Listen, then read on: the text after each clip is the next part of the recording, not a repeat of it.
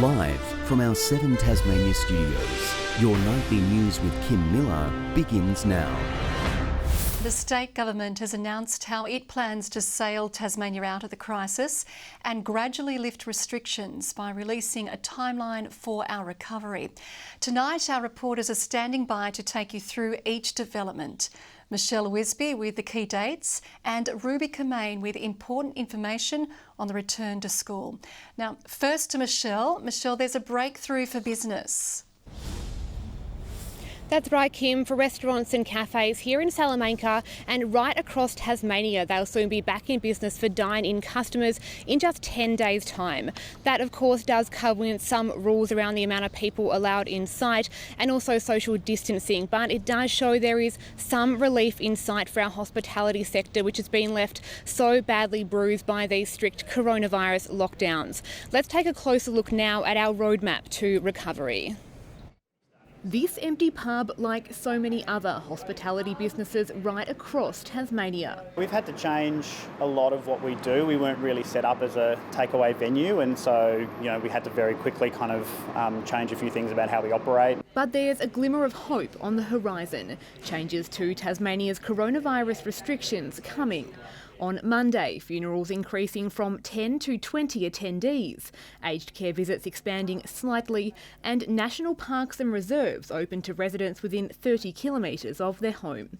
I said right back at the start of this that we would get through this if we all work together. Well, we have to this point, and we're now at a point where we can start to see some relaxation of the rules. Releasing our roadmap to recovery, a timeline for the way forward. And that officially starts with stage 1 on the 18th of May. Restaurants and cafes in all settings, including in restaurants, in pubs, clubs, hotels and RSLs, may open and seat patrons for up to 10 people at a time. People are being really supportive of local venues, and they're sort of eating out more and ordering a lot more takeaway and supporting local businesses, which is great. And hopefully that will translate to once the lockdowns are lifted. We'll also see 5 people allowed to visit homes, and playgrounds and libraries will open up. And funerals open to having 30 people outdoors after a tough few months for mourning families. To be able to send a family through a thought process of thinking, well, who is there that we're going to actually have to leave out of this is tremendously, it's a sad position to actually witness that within a family. Racing will resume on June 13 and then, if all goes well, moving on to stage 2 on the 15th of June. Gatherings will increase to 20 people, accommodation will be opened up, gyms expanded and some community sport to restart.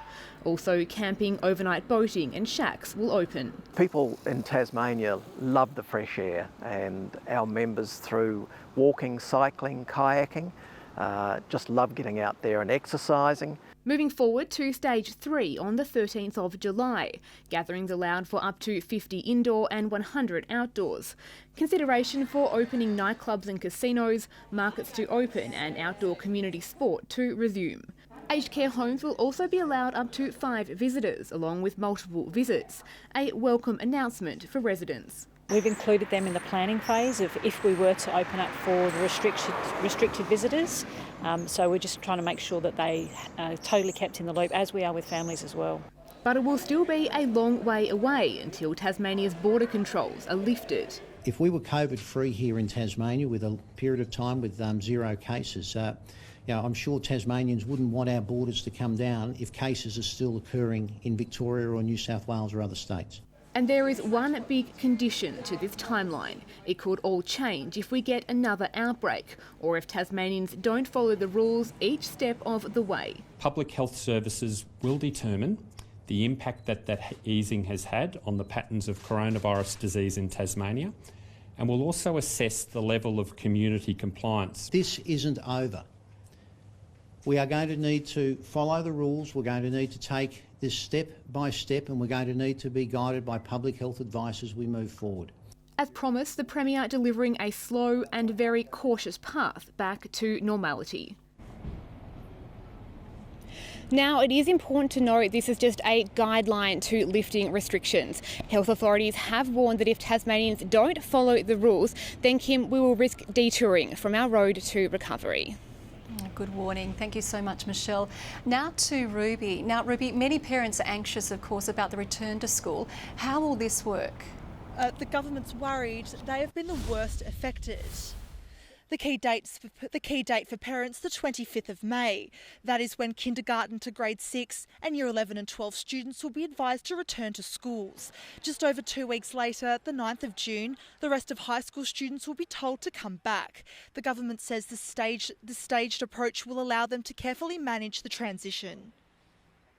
We will be doing this in a very cautious, measured, in a sensible way to ensure that we can carefully manage and monitor and, of course, review the impact of people movements. Keeping two modes of learning is unsustainable.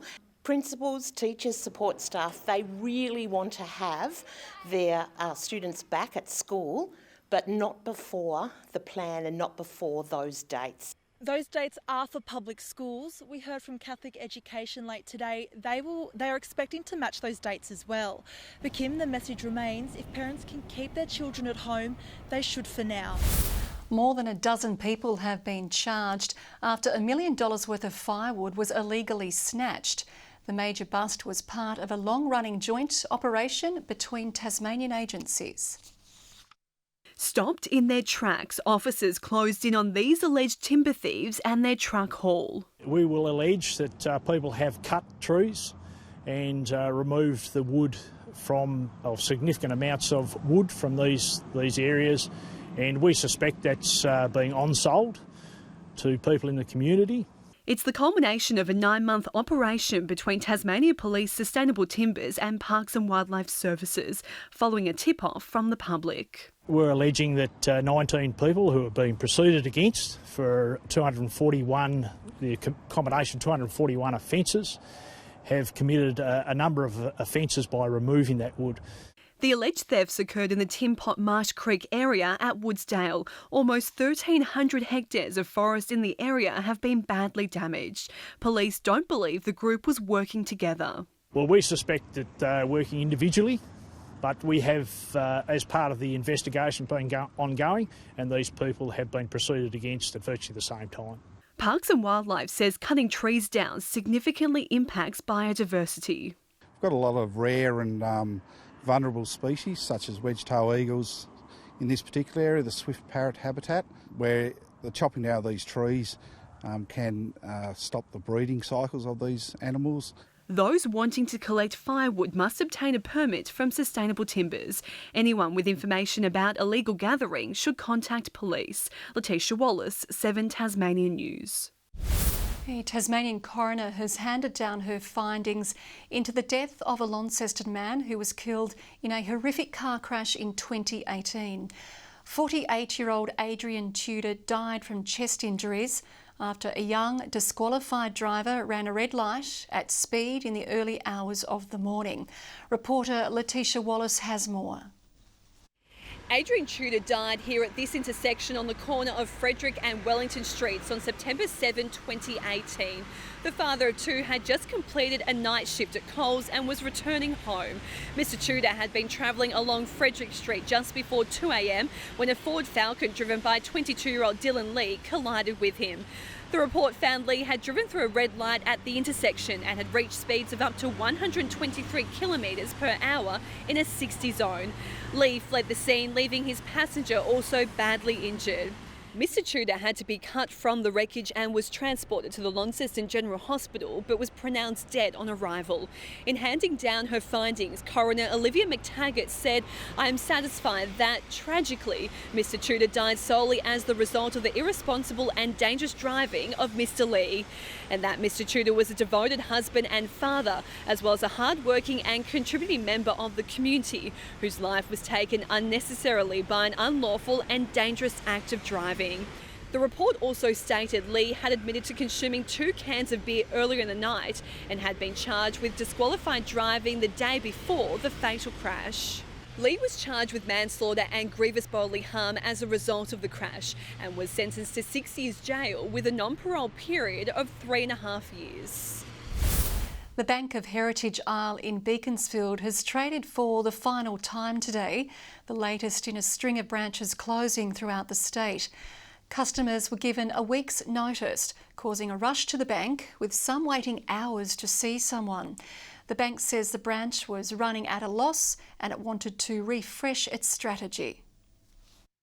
Shutting its doors for the final time this afternoon, Beaconsfield's only bank branch now gone.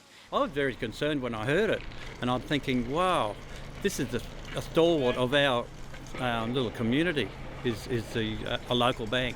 The Bank of Heritage Isle ending its bricks and mortar presence in Tasmania and moving online instead. The move has been a headache for community members and local businesses, causing many to switch institutions. We need change every day, like coins and notes, so we've got no other option to go to the Commonwealth at Exeter, and now we can get change and coins for the till at the post office. They've got a branch here at Beaconsfield. We've never done online, probably too old to take on that tech stuff. But not everyone has decided to leave the bank. No, I won't switch. The only thing I find disappointing is you haven't got the face-to-face contact with them.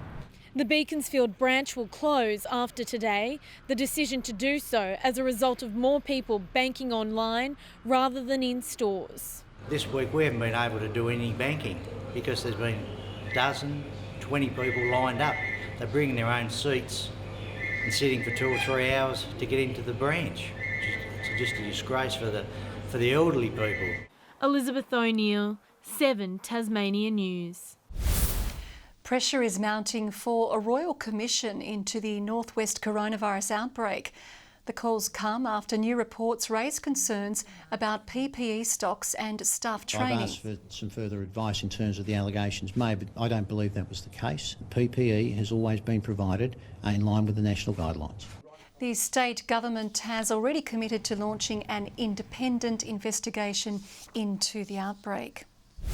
A $50 million Launceston hotel development has been given the tick of approval by the Tasmanian Heritage Council. The application made by Global Premium Hotels is for a development on Scimitar Street.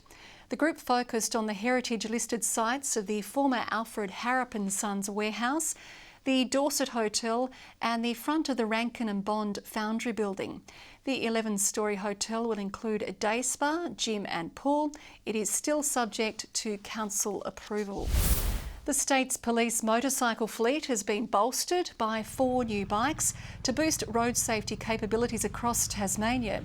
The high visibility BMWs joining a further 10 to be deployed statewide over the coming months. Replacement of these motorcycles now will of course enable the motorcycle operations to get out and about, high visibility, and make sure that we maintain the safety for everybody on the roads.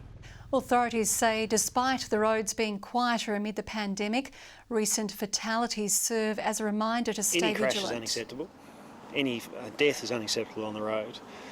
But it does happen. The police are out there. We are out there in force. 104 motorists have so far been summoned for non-compliance. Some of Tasmania's much-loved agricultural shows are in for major upgrades, with $1.2 million in grants set to boost the traditional festivities. Nearly $300,000 just for the Huon show, going towards a brand new pavilion and amenities at its home base at Ranelagh. One of the reasons why we're at our 75th anniversary this year is that we have kept changing over the years, and it is important for shows to keep renewing and keep thinking of new things to do. To make them sustainable, to help repair and build new infrastructure, to make sure that these shows continue as strong parts of these communities into the future. 5 other Tasmanian shows will also receive funding. Good evening. Windy conditions across the state today with the best weather over the east and south. Hobart 18 degrees, Launceston 17, Burnie and Devonport 16. Friendly Beaches the high with 19, St Helens 18, Flinders Island and Ouse 17 degrees, King Island, Smithton and Lowhead 16 today and Strawn 15. Cloud did stream right over the state ahead of a rain band indicating a cold front that's just off to the west heading into the picture now. And a similar pattern moved over Victoria and South Australia with a trough and front that extend to a low over the Southern Ocean. A cold pool of air is behind that system south of the Bight. Tomorrow the front crosses the state, followed by a trough. A high over Western Australia pushes a ridge over central regions. The winds tending west-southwesterly tomorrow behind the front at around 15 to 25 knots, but reaching 30 knots over northern waters, swells rising to 5 metres. A strong wind warning has been issued for waters between Sandy Cape and Tasman Island. Saturday kicks off, as we would imagine, a little bit windy, but showers easing from Hobart, 13 the top, 11 for Medina, and showers easing from Oatlands with 11 the maximum as well. 14 for Launceston, showers easing, same for Devonport, 7 the high for Lyowini, with the snow on the mountains too. Showers easing from Burnie, 14 the top, 12 the high for Strawn and Marrawar with showers in the west. And for eastern regions, 16 the high for St Helens with showers easing, Swansea 15 along with Orford. To Sunday now, and showers over the west, south and Bass Strait Islands, along with snow to 700 metres. More showers for those same regions on Monday, along with a possible shower over the north. And on Tuesday, showers extending statewide during the morning, before contracting to the west and far north in the evening. A sunny 20 degrees in Perth tomorrow. Showers easing from Adelaide, showers for Melbourne and possibly for Canberra, 17 there. Partly cloudy over Sydney and Brisbane. Partly cloudy over Hobart too, 13 at the moment, 12 in Launceston, Devonport mostly cloudy and 13 degrees, so showery and cool over the weekend, Kim. That's all your news for now. I'll be back later with updates. Murph and I will see you on Monday. Join Rachel over the weekend. Good night.